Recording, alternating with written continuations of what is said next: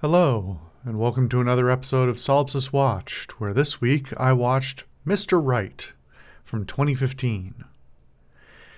This is a movie that I don't think got a lot of press around the time, or a lot of marketing around the time that it released, and I remember seeing bits and pieces of it here and there. I can't actually remember at this point whether how much of that was like advertising that was done or just clips that I saw on the internet in one form or another. And actually, the reason why I ended up watching it this week was I saw a clip of it that I had not seen before, just out of the blue on the internet, and remembered, oh yeah, I've never actually watched that. Let's go watch it. So this is a sort of crime comedy film of sorts. I would hesitate to call it romantic comedy. It kind of is, though. We'll get into that. That takes a very light tone throughout, which I very much appreciated. That's sort of what I was hoping for going into this. I got the impression that some amount of this was going to be a little bit screwball, and so I was hopeful and ultimately kind of got what I was looking for. The tone of this movie, I guess we should talk about right off the bat, is kept very light. And at some points, it's almost too light. But I do think it does an admirable job of portraying, upending some sort of expectations about the type of crime, assassination, action comedy films, even better than a lot of action comedy films typically do. A lot of action comedy films tend to lean, and we've watched quite a few of them on this show, I think, or I have in general. A lot of action comedy films really lean more on the action than the comedy, and that can be for better or for worse. But I haven't really before seen this particular mix. I've certainly seen ones that lean more on the action, but this does a nice job of blending between the idea that the action itself is comedic and not in the like slapstick comedy, ooh, look who just got shot way that I think we've seen before in things like I think it was Game Night. It was one we watched, I believe. And that had some problems, as many in this sort of genre area do. But this takes a unique kind of twist on it that I think keeps it surprisingly fresh, and a lot of that is due to a very strong willingness to sort of subvert tropes or directly call them out. Much of the action is trite, kind of tropey setups that end up subverted in one way or another, in a way that's played for comedy without ultimately sacrificing the action completely, which I think is done quite well. This is written by Max Landis. This is a Max Landis script, who I think we've watched one other thing. Can't remember if I did a video on American Ultra or not. That sort of falls into a similar vein as this, but it's not as good. Max Landis has sold quite a few scripts over the years, many of which I think are pretty solid, but often have some slightly weird execution. I've also read a few of his scripts, and they do tend to have some similar problems with them, mostly around and let's say an overindulgence in concept, where he seems to get a certain idea and run with it perhaps a little too long. And that comes out in a few places in this script. I think there are scenes that have pacing problems, not in a really horrible way, but have pacing problems because the scene wallows for maybe 30 seconds too long, and it disrupts the sort of up and down of action and comedy. And there's enough of those that it became a pattern that was noticeable. Likewise, the romantic aspect of this film, because this is ultimately, I guess, a romantic comedy, comes out in some good ways and some weird ways. There are some things I really like about it. I think it does some things to sort of upend the typical action romance thing, having, for want of a better word, a damsel in distress, and giving Anna Kendrick as the female lead a good amount of agency in her own right. While she is still subjected to a lot of the typical action damsel tropes, her reaction to them is delivered in a very different sort of way more often than not. And it upends a lot of expectations in a pleasant surprise. And it fits well with the rest of the narrative. I guess we should talk about the character, the character on-screen chemistry, because that was one of the first things. I was not super excited about this movie in the first 20 minutes, let's say. And part of that is because I just could not get past the pairing. Now, both Sam Rockwell and Anna Kendrick, I think, are capable actors. I particularly like Sam Rockwell. I think Rockwell has some range. Anna Kendrick is, again, one of those actors who usually just plays a variation on herself, which is fine, as I've often said, but it's unremarkable. And so I think both of them are good castings. I think they are both charismatic in their in their respective roles here, but their chemistry doesn't work for me. This was set off right at the beginning just because putting them side by side, they do not look like a match. And I don't want to be too reductionist about, especially around Hollywood's perception of what relationships look like and what is sort of normalized relationship dynamics.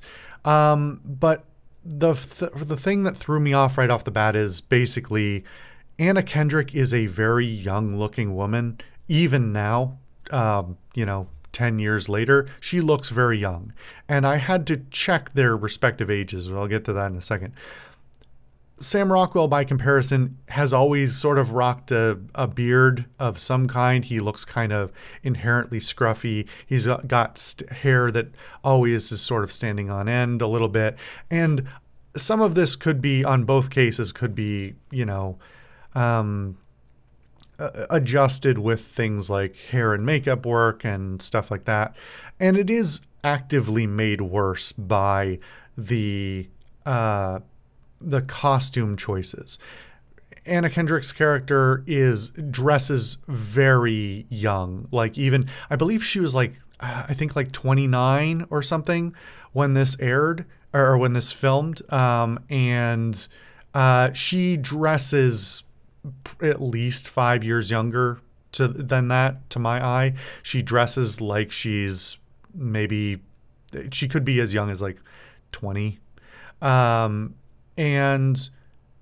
admittedly, that's not really a problem narratively, but when you are trying to pair her up with somebody like Sam Rockwell, who in his role is playing a character who mostly wears suits and stuff, and also looks like Sam Rockwell, a man with a particularly scruffy beard and hair and significant like lines in his face, it becomes a little weird looking to me. Now, in reality, they are only 17. Well, I say only, but they're 17 years apart. That's a pretty big age gap, but it's not like horrible. It's not really weird. But ultimately, to me in the film, until I eventually settled into it, it was hard for me to look at them and not going, that's a dad and daughter. That's not two people who should be romantically interested in each other. And maybe I'm being unfair with that, but I just couldn't get past that. I also think that it is not done any, my issues with that are not helped by the fact that their initial meet cute and their initial exchanges are awkward and brief. And that is somewhat by design and somewhat by problems with direction. I can see upon reflection what was probably intended in each of their first couple of scenes together, and through some combination of writing issues, direction issues, and acting issues, they do not feel like they should be together. They feel like they should at any moment be going their separate ways. There's just simply no real chemistry. And if I'm totally honest, throughout the entire film, they don't really build up the chemistry to a better level. I just eventually got used to it. And it was just like, okay, they've proceeded in this relationship, and so I guess I'm just going to believe it now. So it's not horribly distracting. It doesn't ruin the movie, but it is weird. And I thought the dynamic was going to be the dynamic between their two characters, just based on casting, was going to be something a bit different. But that's neither here nor there. Both characters, I think, or both actors rather, put on solid performances under the circumstances. I think there are a number of scenes, including the ones I just mentioned, that there is some stilted acting that I think is a result of direction problems, because I can think about the actual lines as read, and I can frame a scene differently in my mind where those same lines are delivered and they work fine. So I'm chalking that more up to direction than anything else. The rest of the cast is very solid across the board. Some of them are recognizable actors, people like Tim Roth, and a special shout out to RZA, who I've been having fun seeing just transition into acting over the last almost 2 decades now. But pretty solid performance from him, and he's basically like he's a supporting actor, but he's a more major supporting actor. And to his credit, I didn't even realize it was him. He looked a little familiar, but I didn't even realize it was him until the credits rolled. And I'm like, oh, I don't recognize him without his beard, because he's always got that. He's always had that beard. So yeah, special credit to him as well, because I think he's a great supporting role here. A lot of other actors in here, all who I think in their various capacities do a solid enough job. So no real issues there. As long as we're talking about the sort of direction problems, let's talk about the direction and cinematography sort of together. This is a movie that I both like and dislike in its visual representation. There are, on the negative side, a lot of scenes, especially the action scenes, where they are just using tons and tons of close shots, and I cannot figure out for the life of me why. And I don't mean there is a little bit of the usage where it's like we zoomed in on on a fight scene because we wanted to be able to crop out of frame whatever motion was going on that didn't look good, because these aren't, this might not be a trained fighter for this particular shot or something like that. Obviously using a lot of body doubles and stunt people and stuff like that. There are a few of those, but my real problem shots are not those shots. My problem shots are with the proper actors, not with the doubles. They're often the ones that are like, this should be a waist up shot in my mind, but it's basically a headshot instead. There are just too many scenes like that where I experienced myself looking at the frame going, did they just, was something wrong with this footage where they had to crop a ton of it out? It's just way too close for reasons I can't understand. But that's like my one major gripe, I would say, with the cinematography. On the plus side, I think this movie has some really good color grading. It really avoids any desaturation. In fact, it's bordering on oversaturated, but it isn't. And even does it's obviously a movie that's, on a medium budget, and or actually it's a low budget. 7.5 million is pretty small, especially with the actors listed. It's on an even smaller budget than I thought, which I guess credit to what they've done with it. And it's clearly a movie that's not taking itself too seriously either in the writing or the direction of things. So they're very willing to take that sort of comedic, lighthearted viewpoint of it and not take the cinematic aspects of it too heavily either. So there are scenes that I think in a more serious movie would not fly. But it's just like, oh, in this scene it's just dumping down rain in the middle of what's clearly a sunny day. And, you don't have to take that too seriously because it's a very silly sort of world that they're working off of. It's a very suspension of disbelief dependent thing, and I think that works better in a lighter, more comedic piece of writing. As far as the tone, I think it does a pretty good job.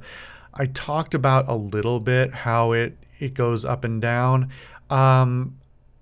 I think it lands more in the right place than the wrong one on this. As I said, it's got some things it does, I think, better than many movies, and sometimes some it does worse. And most of those, again, are down to writing and pacing issues where it's just like this scene lingers too long, or some such thing. And it ultimately ends up meaning that the action narrative, the tension, the main tension of the movie is, even for a movie this light, is a little bit undersold. It's a little bit not built up enough.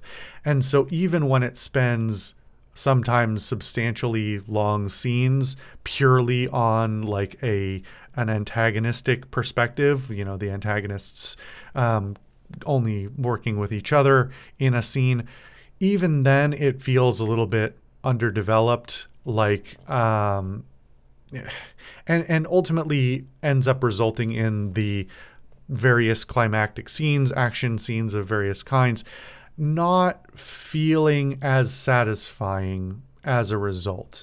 I don't necessarily know how exactly to fix that, because I think a lot of the tone is sort of reliant on that. But there's just a few too many moments of this was underdeveloped and undersold, and I just didn't.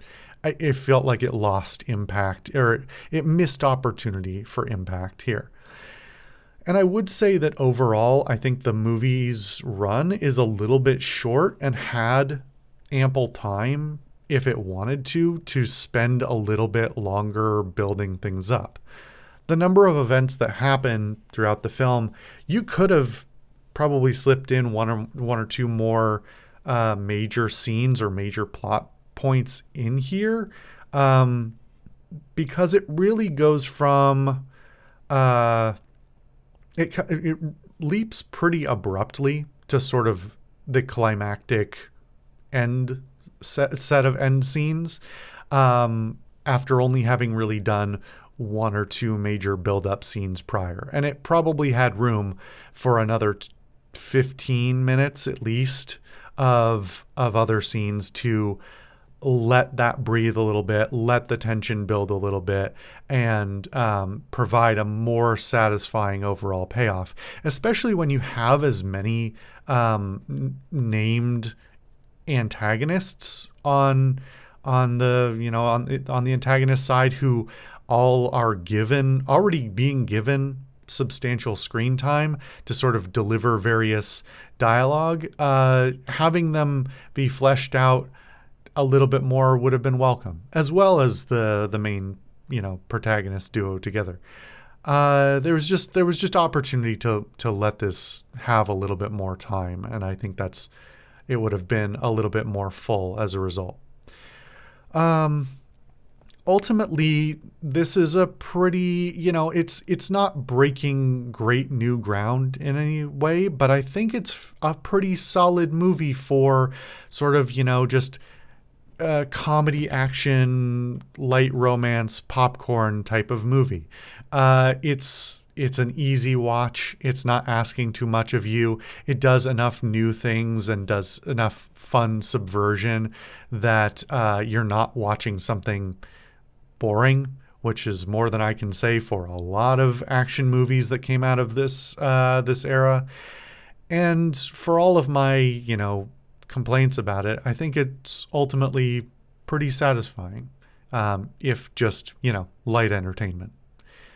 Yeah, pretty all right all around. Not a lot to really harp on, ultimately.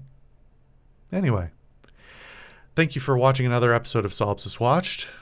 I've been your host, the Social Solipsist, and I'll see you guys next time.